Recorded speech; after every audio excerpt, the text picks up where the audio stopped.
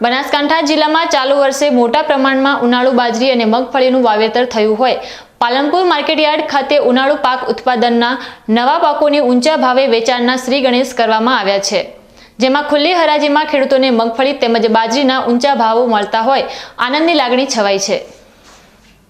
Palanpur market yard ખાતે મંગળવારે ઉનાળુ પાક ઉત્પાદનમાં મગફળી તેમજ બાજરીની ખરીદી માટે ખુલ્લી હરાજી શરૂ કરાઈ છે, જેમાં પ્રતિ 20 કિલો મગફળીમાં 24 નંબરના પાકમાં 1301 થી 1351 તેમજ બાજરીમાં 451 થી 511 ના ભાવે વેચાણ કરાયું છે।